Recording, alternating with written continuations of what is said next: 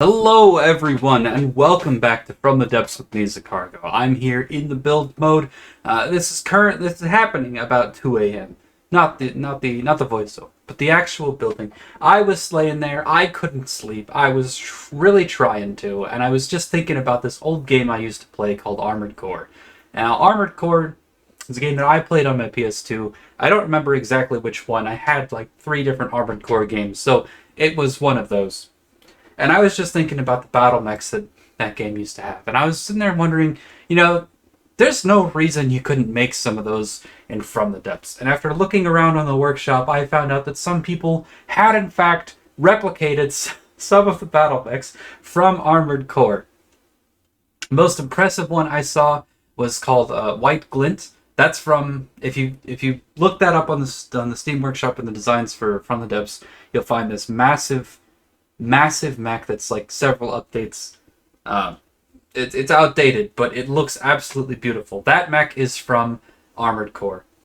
This is nothing anywhere near that ambitious, but it is nonetheless going to be a battle mech. I decided I wanted to make just a torso covered in weapons and then shove that onto a tank track because I don't really know how to do walker legs. I guess you could breadboard walker legs, but then I'd have to breadboard walker legs. And to be entirely honest, I don't really see the advantage of breadboarding walker legs. I guess you'd have altitude without being a flyer, but like, what does that actually get you? I don't see what that gets you. Like, just thinking out loud, I don't see what tactical advantage a walker has. Seems to me like it would be extra vulnerable. At least if you're near the ground can tank some hits for you from quite a lot of different things. So I don't know. That's my 2 cents. I get the appeal of making a walker. It just seems like it would be a tactical mistake. We're making basically a tank. I figure a tank is within my skill level, and it should be quite fast, and hopefully it'll be quite stable.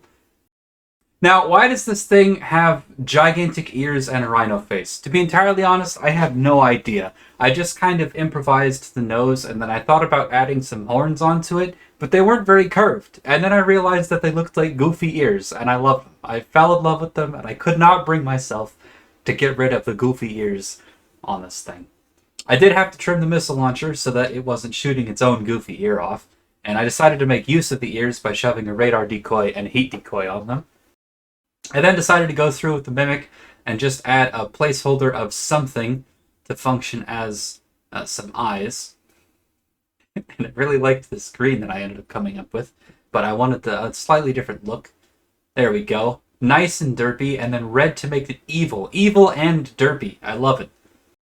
So then I decided that I wasn't quite happy with the raw look of the applique armor setup that I had over here. I decided I wanted to go back and change it up a little bit. Now, this is not the final version. That applique armoring does get changed to look better before this thing goes to print, basically. But I wanted something to accent the shape of the vehicle, and I ended up with this planar shield projector block over here. Blown it up. I eventually, after fiddling with the colors for a while, decided on the same red that was part of the camo scheme. If you're wondering what camo this is camo number 60. I highly recommend, if you haven't, that you go through and test all the camos just to see what they look like, because I found a lot of camos that I really like, and I made notes on them. I have a notebook with a list of camos and vague descriptions of what they look like for different situations. So, yeah, I found about 20 different camos that I really like, but I fell in love with camo number 60, this black and red hexagon pattern. It just looks so cool to me. Sticking with the armoring scheme, I like the look of metal with some applique accents around critical points, and I put some mimics on here and some critical points to make it look better as well. I normally save mimicry for when I think the craft is almost done, but it felt appropriate to just kind of do it as I went here. These shells, I'm not going for full shell size, but rather with the simple weapons, if you drop the shell size by a little bit, you end up getting a fire rate boost out of the guns. And to me, I wanted the fire rate. I wanted this thing to relentlessly be firing dangerous shells. So I cranked up the damage on those shells. They're not overly fast, they're not super accurate, but they do destroy blocks quite well for the 150s. And they got that 30% reload modifier, which is very nice. The 94mm gun, it's firing a single flak warhead with 2 frag warheads set to 360 degrees and an inertial fuse. Here you see me trying to put the whole thing on a spin block, but it lost my paint scheme, so I had to find a roundabout way to do that. And with the magic of editing, I cut out the messy part. And here we are, starting to work on the body component that's going to hold the treads. I guess that's the best way to describe this. But yeah, Armored Core. That is I don't know if you guys have ever played Armored Core. I would love to. Honestly, I've looked for some emulators for it, but the last ones I tried didn't work too well. They just kind of crashed a lot. So that's really unfortunate. I would love, if anyone knows a good way to actually play the Armored Core games, I would freaking love to go back through like Armored Core 3, Armored Core 4, Armored Core 4 Answer, all those games. Oh man, they were great.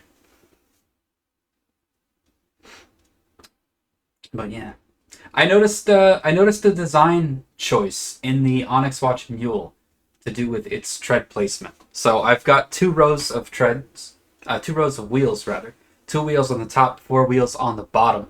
Now, in real life, this has a lot of things that it does. There's a couple of big things and there's a lot of little small things that this does, but I wasn't expecting them to transfer so well into the game. Now, they don't work the same way in game as they do in real life, but the effect that they have is very, very useful. The tension that they provide helps the tracks deal with suspension IRL. But in this game, what ends up happening is if you land really hard on your tracks and you stress the suspension to the point where the other wheel touches the ground, then once that wheel touches the ground, it adds suspension force, and you get this dynamic spring effect that can right itself when it's about to tip, and that's actually really useful. So if you're having trouble making stuff with wheels that can handle on uneven terrain, I really recommend that you take a look at the Onyx Watch Mule, look at the tread design, look at how there's an upper layer of wheels. That is what makes it so good at dealing with vertical stuff. Other than that, you want to tune the spring force so that your bottom level isn't too strong. It's got to have enough give that it keeps its traction, and it's got to have enough take that it keeps you upright. This thing ends up handling extremely well over terrain, which I was very happy with because I built very few things with wheels. I had no idea what I was doing. I was trying to replicate something that looked cool, and it ended up handling very well. So I'm quite pleased with how these wheels end up performing. But we'll talk more about that later, when we're actually driving through the mountains and going off-road with this bad boy. For now, let's talk about the AI. So on the bottom, I've got some detectors placed, and I end up getting rid of those. I have, I think, 2 wireless snoopers on this, and 1 360 camera and 1 360 radar, and that's all the detection that this thing actually has. It's not very much detection, and it's definitely missing trackers, so it's going to have trouble with really fast, really evasive, or really far away things. But it can always travel with a helipad launching my scout helicopters. I think it's going to have to, actually. Yeah, I was looking around this thing, and I'm like, there's nowhere I want to shove EMP surge protectors to really place some good detection on here. I couldn't really add it. I guess I could have added it to the side of the torso, but that just seems like such a vulnerable position that I wasn't comfortable doing that. Here you see me messing around with Mimic Works, trying to cover up some of the surge protectors and heavy armor that I do have with a metal plate Mimic, so that it looks like the rest of the craft. And then fiddling around with the cockpit. Something I really found from one of my other designs that I made prepping for this is the cockpit is a great place to just have a big empty space that's just a sphere of metal. Just a big chunk of armor. It's a place where you can get hit in the face and your craft just doesn't care. So that's quite nice. And I had a lot of success with that on another craft, so I replicated that here. So it has quite a lot of space across all the treads and the cockpit where it can take a pretty decent crime shield to the face without losing anything. Anything useful anyway. Now here, I'm just going through and setting up some ACBs so that if there's not enemies around, my heat decoys and radar decoys turn off. Something that's worth noting, you want to pay attention to the temperature of your heat decoy and the temperature of all of the hot components on your craft. So my engine exhausts peak at about 120 to 130 degrees, somewhere in there. And my heat decoy gets up to almost 450. And I think that's actually really important to note, is that I have it set so that there's basically no chance that infrared missiles will just go after my engine exhausts. There are 2 engine exhausts at 120 degrees each, and then they're pretty low to the ground, hard to see. And then there's 1 heat decoy. It's right up in the air where everything can see it, and it's 450 degrees. So hopefully everything that's firing infrared seeking will target the heat decoy. It's a real big problem for me if infrared guided missiles are targeting my engine exhaust, because they will crash into the ground and bounce along the ground until they're actually close to my engine exhaust, and then they'll hit me and they only spot that my craft is vulnerable. Well, really vulnerable, which is from behind. This thing is also kind of weak to Hesh, and one of the things that I just kind of noticed about this as I was building it is I don't see how you'd build a design like this that wasn't weak to Hesh. The fact that the whole torso needs to turn means that the whole torso needs a layer of armor. And also means that the torso, if it's fighting an enemy on its left, it's going to expose its right. So you need extra propulsion. I needed a really wide base in order just to control my roll. I needed a really long base in order to keep my pitch under control. I needed a lot of stability in order to get some decent move speed out of this. So there's a lot of potential vulnerabilities that come with making something like this. And this particular craft is extremely weak to Hesh. So I hope it doesn't go up against too much Hesh. But yeah, it's pretty solid against everything else, and it also has some really strong repair capability. I was trying to think of what sort of active defenses I wanted to shove on this thing, and I liked the decoys too much to add flares. I think in general you should either go for decoys or flares. Both are kind of excessive. I thought about missile interceptors, but I ended up coming to the same conclusion. The thing already it's plenty exposed, and there's plenty of ways that it can be damaged already. I didn't need to just add a vulnerable set of missile interceptors. I didn't feel like that was a good decision. So I decided that the only active defense I wanted this thing to have was a little bit of repair capability. I think it's got about 10 repair bots in it. Not too many. Enough that it can recover from glancing blows. Just going through and tuning the wheels a little bit more. I end up dropping the spring force on the front couple of wheels because if I left them on full, then the craft would pitch up as it was moving forward. And I actually needed the opposite of that. I needed it to pitch down just a little bit when it was going forward at full speed.